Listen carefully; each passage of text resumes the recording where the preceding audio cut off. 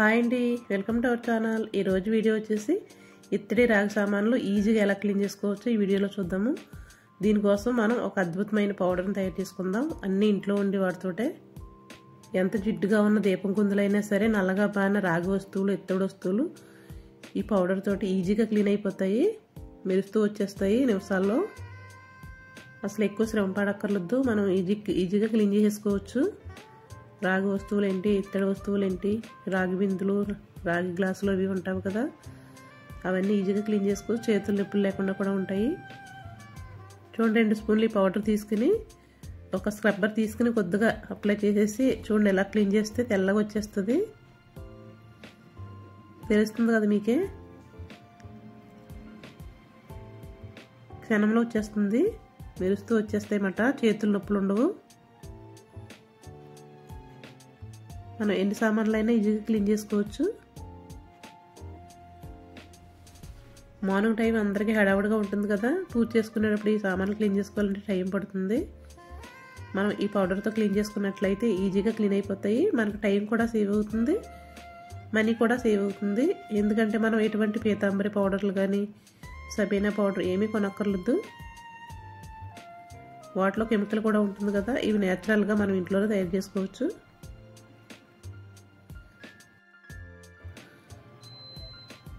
చూడండి, లోపల కూడా తెల్లగా వచ్చేస్తుంది. అలాగే దీపారాధన కుందులు, మనం నువ్వుల నూనె దీపారాధన చేసినప్పుడు దీపం కుందులు అనేవి నల్లగా అయిపోతాయి, బాగా జిడ్డుగా కూడా ఉంటాయి. అలాంటివి క్లీన్ చేయాలంటే చాలా కష్టంగా ఉంటుంది కదా. చూడండి, ఇప్పుడు ఈ పౌడర్ని అప్లై చేసినట్లయితే ఈజీగా క్లీన్ అయిపోతుంది. జిడ్డు ఏమీ ఉండదు, అసలు మెరుస్తూ వచ్చేస్తాయి ఎంత నల్లగా మాడినా సరే.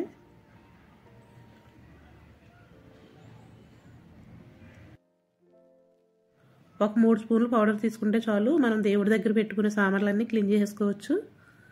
దీపారాధన కుందులు, దాని కింద పెట్టే ప్లేట్లు, అలాగే చెంబు ఇవన్నీ ఉంటాయి కదా, ఇవన్నీ కూడా క్లీన్ చేసుకోవచ్చు. ఒక 3 స్పూన్లు అయితే సరిపోతుంది.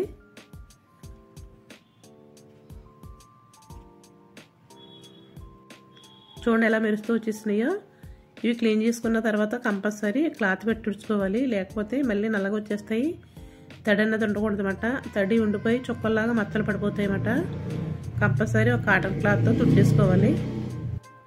మరి ఇంత ఈజీగా క్లీన్ చేసుకునే పౌడర్ని ఎలా తయారు చేయాలో చూద్దాము.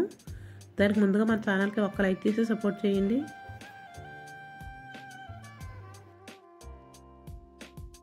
దానికోసం మనకి ఒక 3 పదార్థాలు కావాలి. ఫస్ట్ కావాల్సింది నిమ్ముప్పు. దీన్ని నిమ్ముప్పు అంటారు, లైమ్ సాల్ట్ అంటారు.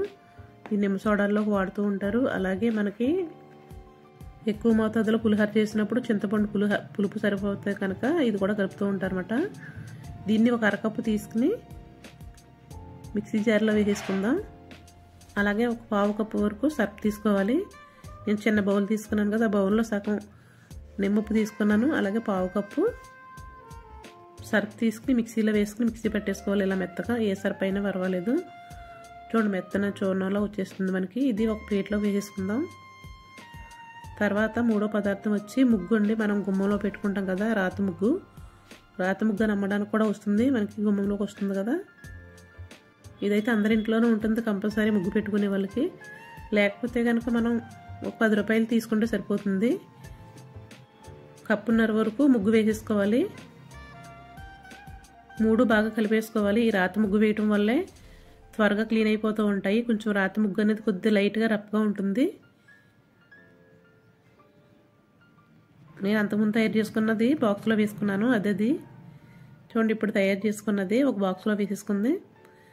మనం ఎప్పుడు కావాలంటే అప్పుడు ఈజీగా క్లీన్ చేసుకోవడానికి వాడుకోవచ్చు. అంతేనండి. వీడియో నచ్చితే లైక్ చేయడం మర్చిపోకండి. Please subscribe.